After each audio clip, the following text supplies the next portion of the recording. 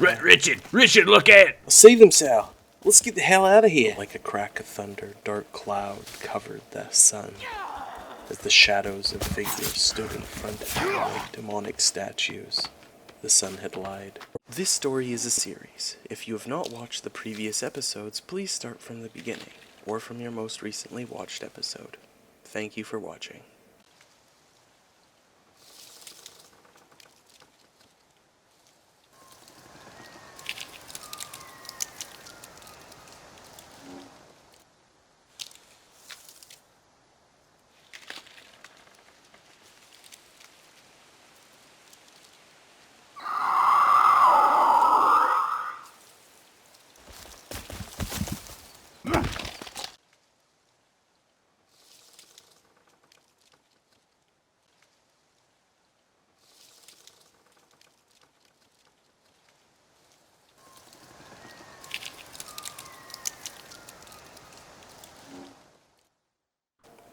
Finally escaping the waterlogged grotto, they slipped past the eroded stone teeth that was the grinned mouth of the cave. The fresh air floated a feeling of bliss over Richard. He took a deep breath of relief.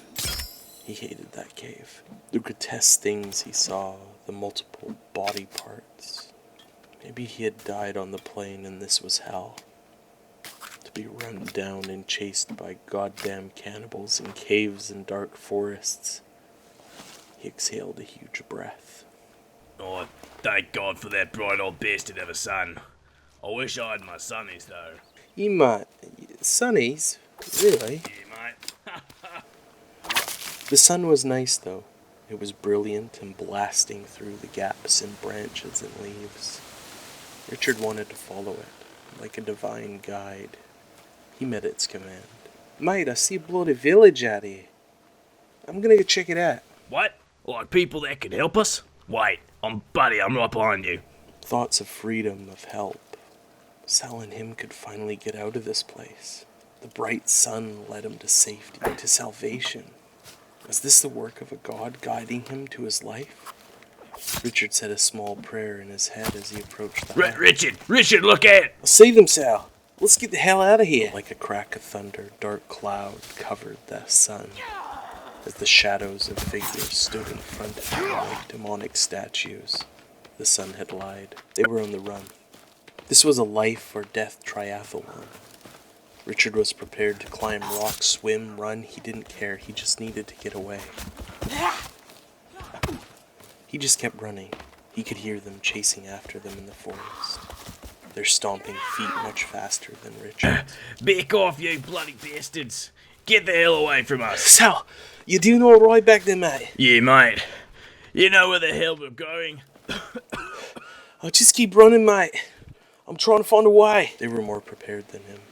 They were fast and fit. Richard needed to stop and catch his breath whenever he could. What about Sal? Richard had known he wanted cigarettes earlier, and his voice sounded like he smoked a lot before this plane crash. Richard hit the ground, his vision going black and white. That last hit hurt.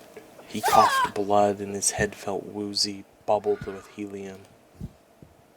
This was it. This is how he and where he died. I got you, mate.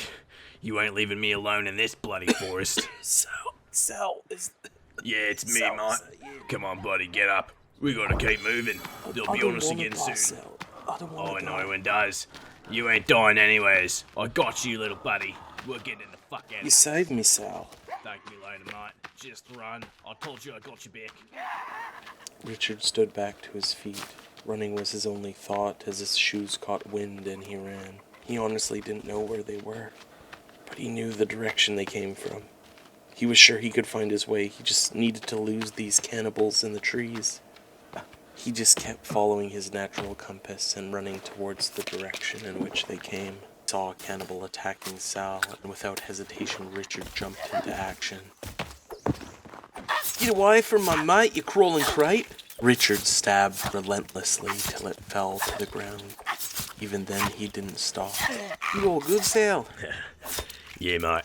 I'm all good. I owe it to you, mate. Let's keep moving before the others catch up to us. Don't worry about old Sally. He's right behind you, Richard. Thanks for having my back, Sal. Meant a lot Yeah, to mate. me. We gotta work together to get out of this bloody place. Bloody oath, mate. I got ya. He thought back to the cannibals that came from the village. These people were different than the other ones. The ones they had countered before, they ran on all fours. These ones stood much more upright. They ran like the people you watch at the Olympics. They had necklaces made of bone and CDs.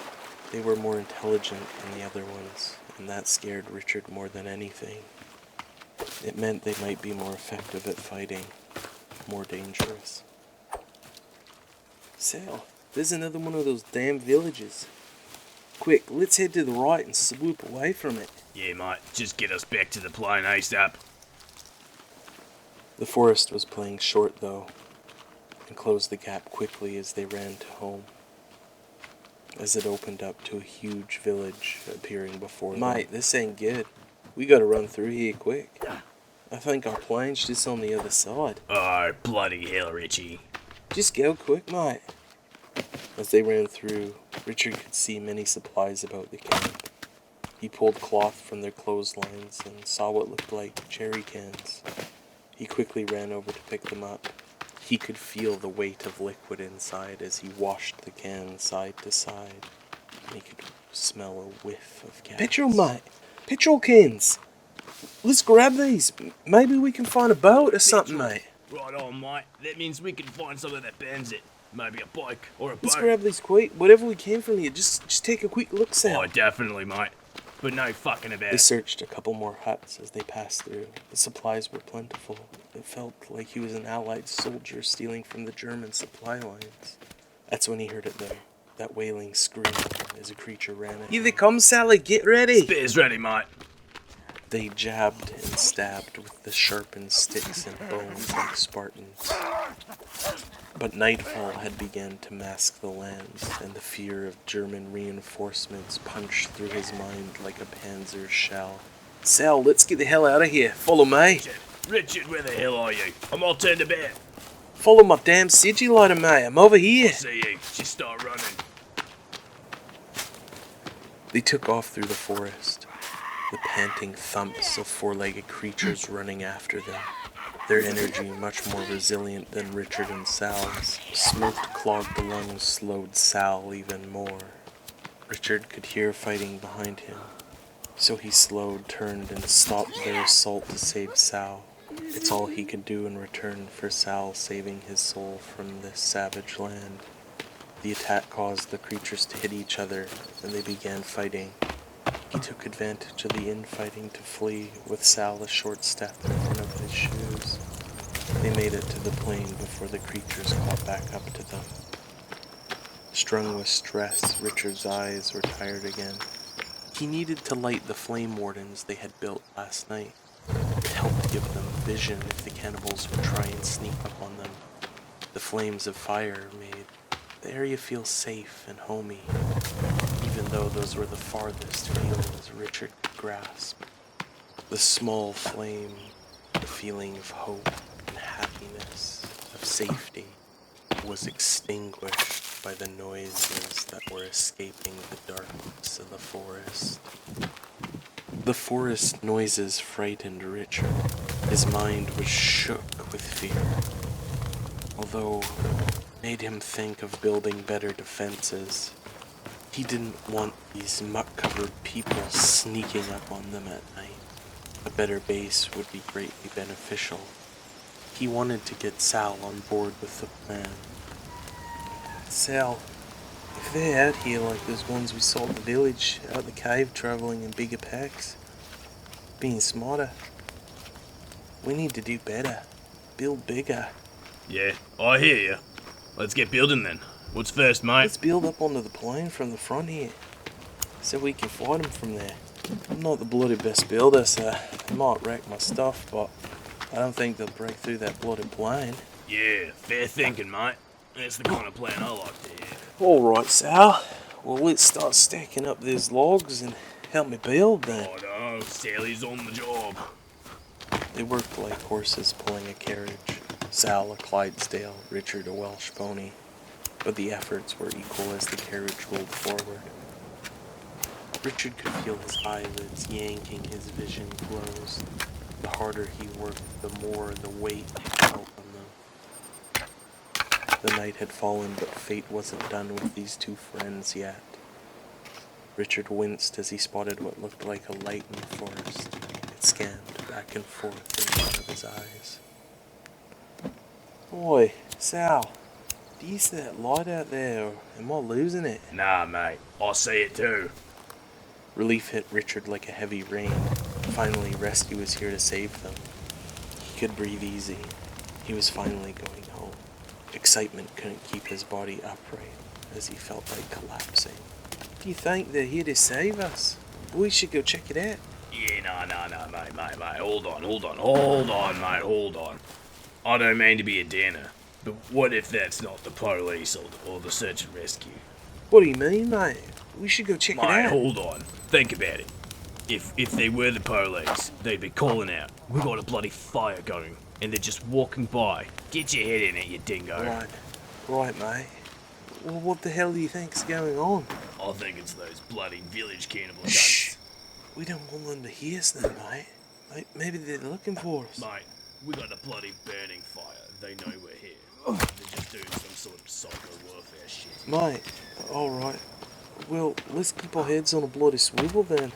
Make sure if they come for us, we get them on the head. The light went away and disappeared into the darkness of the forest. The threat had left them alone.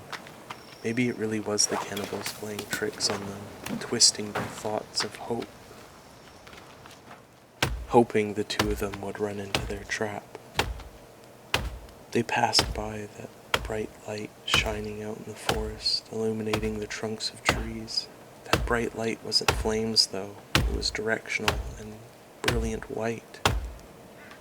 It looked like a flashlight. Were these people smart enough to use a flashlight? Richard thought about it. It's just a button. How hard could it be?